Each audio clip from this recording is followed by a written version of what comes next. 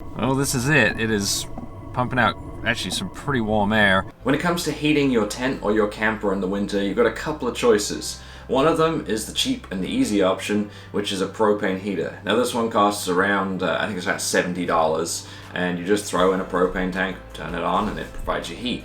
The other option you've got is a diesel heater, and this one's not nearly as common, but I would argue it's probably the better option. The main reason I say that is safety. With the propane heater, you have a source of fire that is inside your tent. Now this does have a safety device, so if it falls over, it will turn off, but it still stays hot, and I have known these to start fires in tents. With the diesel heater, everything is outside your tent, and it is a separate and contained combustion. Since the propane heater has to be inside with you, you also get all of the exhaust gases from it. Now propane is made up of carbon and hydrogen.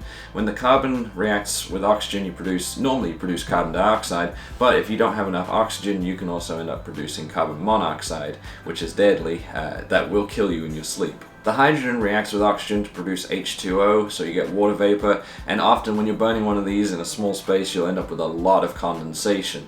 I've used this in the winter and have ended up with actually sheets of ice on the outside of the tent, and it's been very unpleasant the next day when I unfold my tent and it's all soaking wet. With the diesel heaters, you use a heat exchanger, so there's actually two separate sources of air and two separate exhausts. For the combustion, it's on the bottom here, so you've got an air in and then exhaust out. And then for the actual heat that is provided, you've got the air in on this side and air out over here. This is what goes into your tent, and the only thing that comes in your tent is hot air. The only downside is that the diesel heater is a little more expensive, it's a little more effort, and you have to have a separate source of 12-volt power to run the fuel pump, the fans, and the glow plug in there. It doesn't use a huge amount of power, so I plan on running mine off a Jackery or even from the 12-volt outlets in my vehicle. Now this one cost me about $120 to $130, and it came with a huge kit that contains pretty much everything I need. In fact, the only things I had to buy were a cigarette lighter adapter so I can plug it into the Jackery or the vehicle, and a toolbox to mount it in, and I have also ordered some extra exhaust pipe. It comes with a couple of feet of exhaust, but I want to be able to get the exhaust well away from my tent. The first few steps of the heater install involved measuring and cutting. I started with a hole for the heat exchanger output since I wanted the heater itself sticking out the end of the box. Cutting this first hole allowed me to get the heater in position and measure where the combustion air would come in and out of the bottom. When cutting out the holes, I allowed the bolts and the air intake to be flush against the plastic of the box, but I cut out a little extra room on the exhaust side, that's the side that's away from the fuel lines, to keep the hot exhaust off the plastic.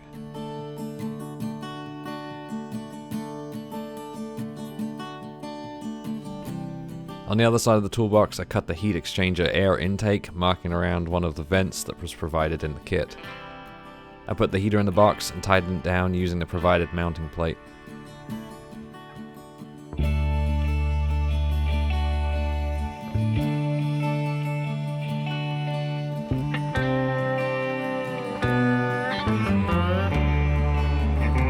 The next step was to run the fuel line.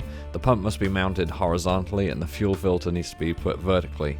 The kit comes with the white fuel line that you can see on the table and connects using little sections of black fuel line, but rather than cut a bunch of connections, I went out and just bought a whole length of 3/16 fuel line.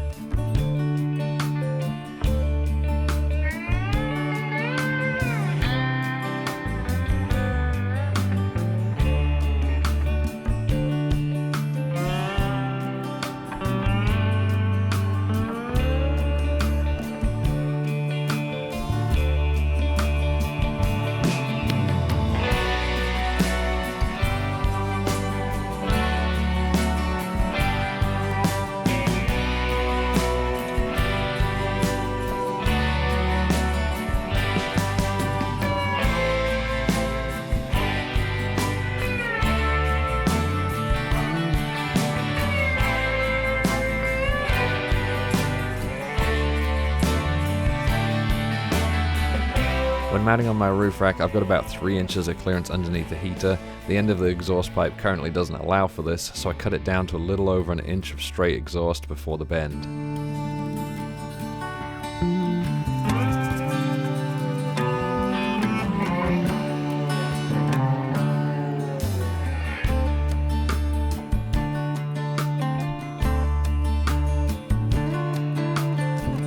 You'll need to wire in your own 12-volt source of power. I went with a cigarette lighter adapter and I soldered it onto the wiring harness that they provide in the kit.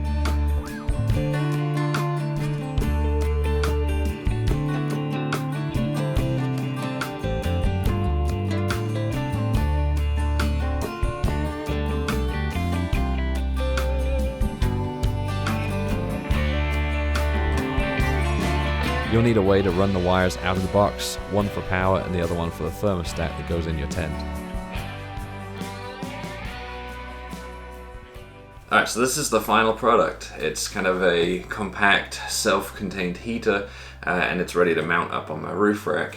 On the outside, up this end, this is the output. This is where hot air comes out, and you attach this tube to it. And feed this, extend it out into the tent, gives me hot air in the tent.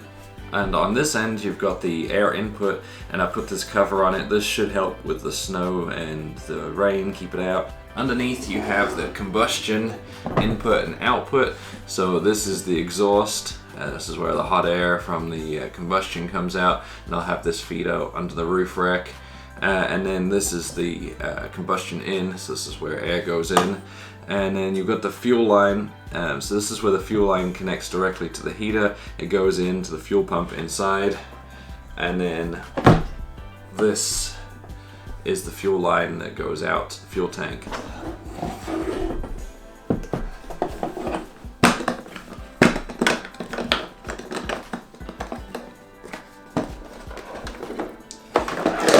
Inside is a little bit of a mess when I first open it up. That's because you've got several things that need to come out of it.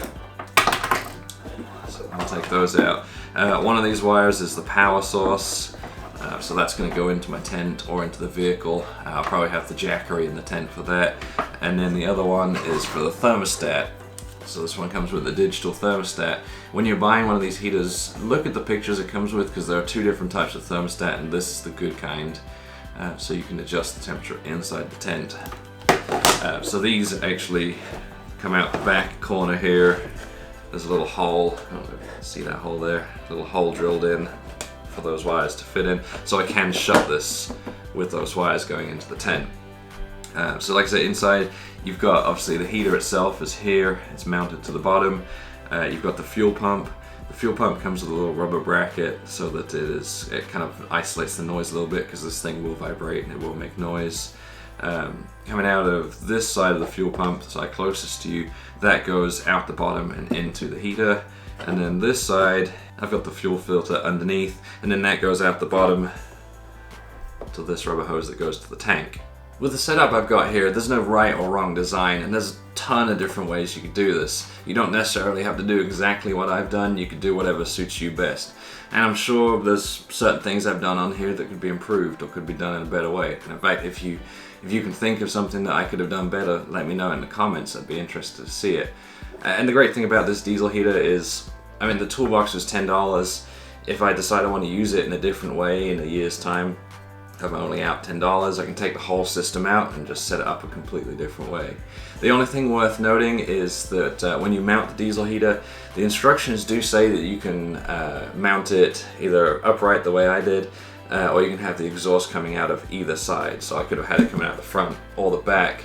But if you're going to do that way, you need to make sure that the glow plugs are the right way around. Otherwise, apparently it does leak diesel fuel. Looking at the intake here, and then I've got the heat that comes out that side, you can have the exhaust come out of the back, the side that's facing me. Right now these are just sitting on the roof rack. I've actually got another bar that's coming in tomorrow, so I can mount these a little further back and mount them permanently. I've got a little T-track on here, so I'm going to have, I'll use 1/4-inch carriage bolts to go through the bottom of the toolbox and just hold it down. With the fuel tank, this is the one that came with the set. This is better designed to go on like a rear tire carrier because it's got the bolt holes for it. But I don't have any way to store this. If I put it down, if I lay it down in the vehicle, it's going to leak diesel everywhere. So I have switched that out, and I've gone with a little 2.5 gallon jerry can to store the diesel in. And again, I'll mount this once the other T-track comes in. So let's set up the tent, start this up and see how it does.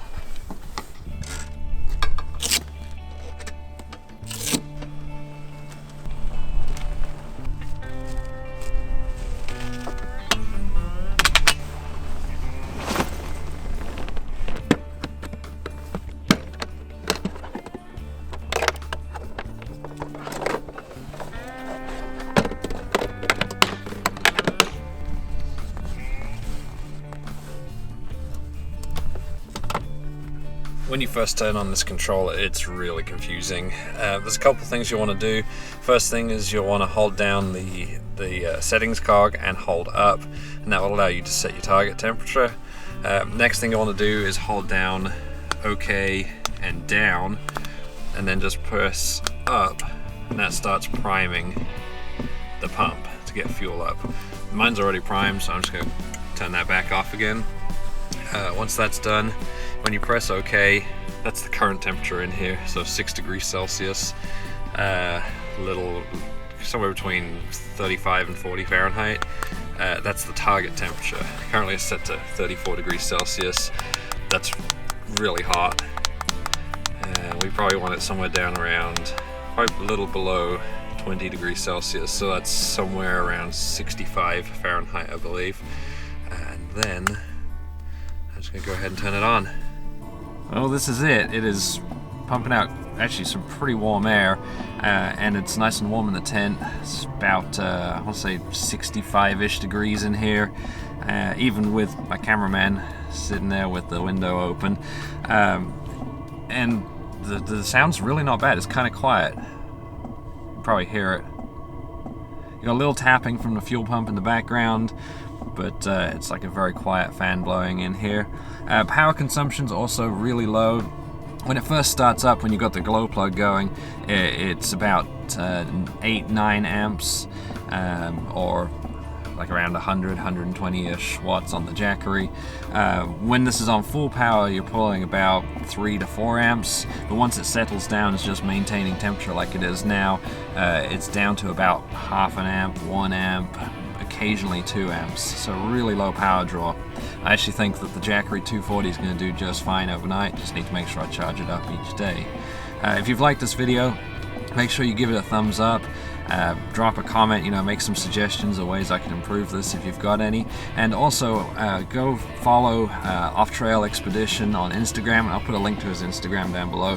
He's the one that really gave me this whole idea. He walked me through the whole setup. He told me how to use this really confusing little thermostat here. So, thank you, and thank you for watching.